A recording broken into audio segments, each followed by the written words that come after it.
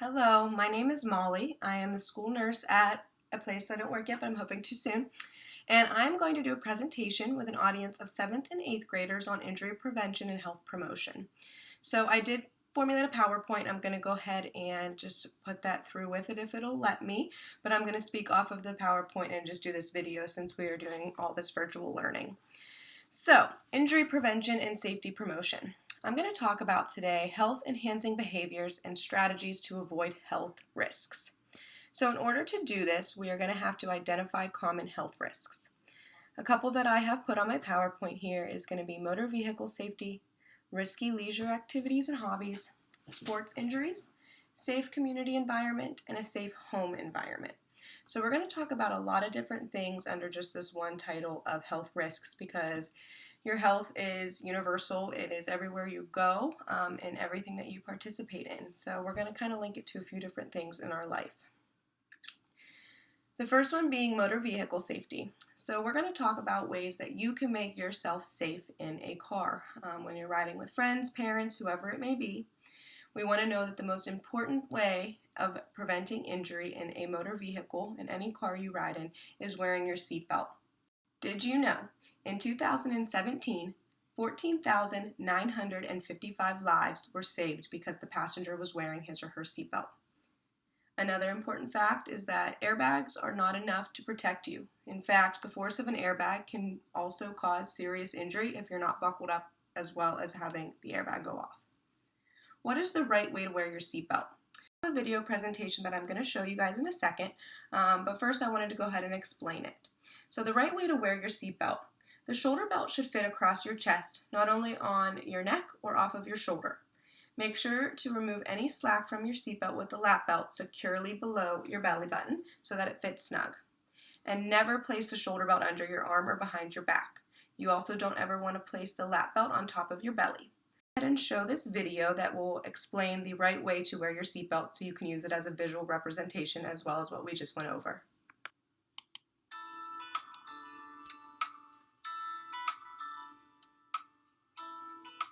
This video covers basic tips for riding properly in an adult seatbelt in the back seat of your vehicle. For a child to properly fit in a seatbelt, he or she must be tall enough to sit without slouching. Keep the child's back against the vehicle seat back. Keep knees naturally bent over the edge of the vehicle seat, and keep feet flat on the floor. The lap belt must fit snugly, low on the hips, not the stomach. The shoulder belt should lie snug across the shoulder and chest, and not across the neck or face. Never let your child put the shoulder belt under their arm or behind their back because it could cause severe injuries in a crash. Your child should always sit in the back seat of your vehicle. Your child is now secure and ready to go.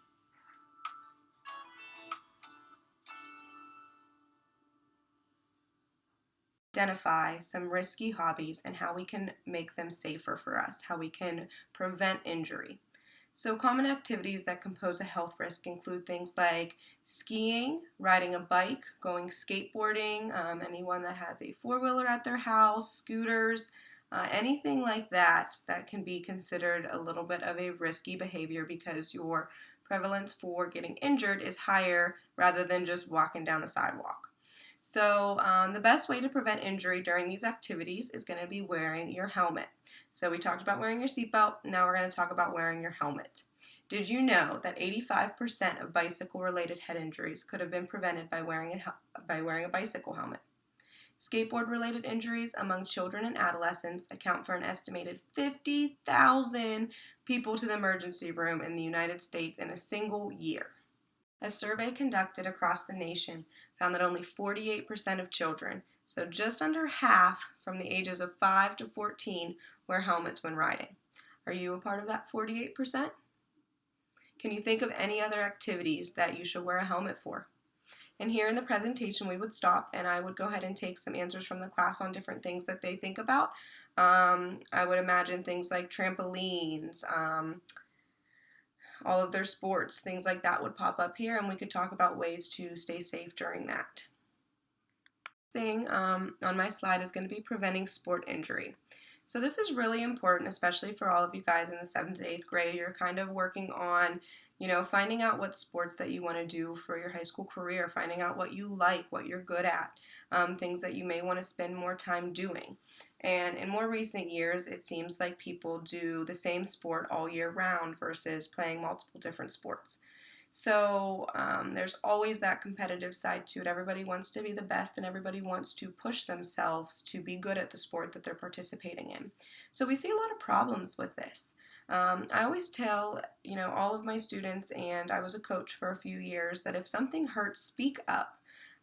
If you notice that your ankle looks swollen today and you've been having a lot of pain with it, or the certain motion that you do, it hurts, you need to tell someone about it rather than trying to be tough enough to push through it. It could cause you to not be able to play later on, or maybe even be out longer than what you would have if you just went and had it evaluated by your trainer or your doctor. So speaking up and letting your coach know that something's hurting is really important. Preseason physicals with your doctor are very important as well before participating in sports. All of you are required to get that when you enter the school building, and we do some of them here. So I think you're all familiar with your preseason physicals. A lot of schools do things like concussion training before sports, so they'll have you take a test and then they can evaluate you afterwards after you've had that concussion to see if it compares. You guys will probably see that in the 9th and 10th grade, so you're almost getting there. It'll be something that's coming up. Don't forget your warm up and cool down. How many of you guys do this in gym class or, when you're going out for cross country today after school? You always have your warm up, so we get down and we stretch and we touch our toes or we do lunges and all that kind of fun stuff. So the warm up is really important to get your muscles ready to go for the more strenuous exercise that you're going to do. So we want to talk about static and dynamic stretching. You guys know the difference. I see you guys do it often in gym. So we have the static, which is going to be like touching your toes, bending down, counting to 30 seconds. And then our dynamic is going to be like the lunges and the jumping jacks. So these can be very important for preventing injury. And then on the flip side, your cool down. Making sure you take an appropriate cool down after each workout is really important, and stretching then as well. And I think all of our coaches here are really good about doing that with you kids. I want to talk about rest. So you definitely need rest between games and practices. You want to give your body time to heal. Having an off season, we talked about wanting to go all year round and train. Having an off season can be beneficial to get your muscles back in order and healed up for the next sport that you're ready to play, even if it's that same one. So with that too, doing different types of exercise can be good for muscle recovery. So you're not working the same muscles every single workout. You are going to cross country and using your legs, and you're going to volleyball and using your arms and things like that. Is good to mix it up. So I know a lot of you in the preseason, when you're out lifting with your coaches, they'll work multiple different body muscles. That's very important. Last thing is your diet. So well-balanced diet and staying hydrated. You want to make sure that you have a good amount of proteins, carbs, and fats on your trays. So eating your starches, eating your vegetables, and your protein to build strong bones and prevent injury. The last main thing that I want to touch on today is environment. So when I speak of environment, we can even think about our home environment versus the outside environment. And we're going to touch a little bit on these. So first thing I wanted to talk about was outside of the house. Things to think about with this is going to be being aware of busy roads and traffic. Avoid playing alongside a busy road and always use caution when crossing the street. Staying nearby your family and always with at least one friend. So we talk about the buddy system a lot, and you're really never too old or too young to use the buddy system. Having a trusted adult or even a trusted friend go with you so you're not going places alone, especially in places that you're unfamiliar with.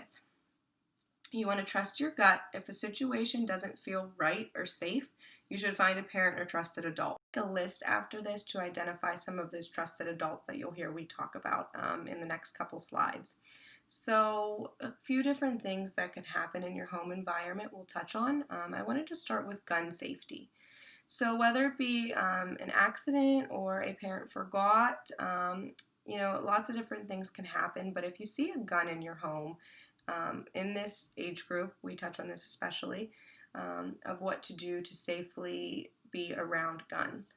So it's important to know how dangerous a firearm is. If you see a gun, I would prompt you to do the following steps. And again, these are on our slides that I would be showing if I was in a classroom. Stop what you're doing. Do not touch the gun, even if it looks like a toy. Leave the area where the gun is and tell an adult right away. So this is really important.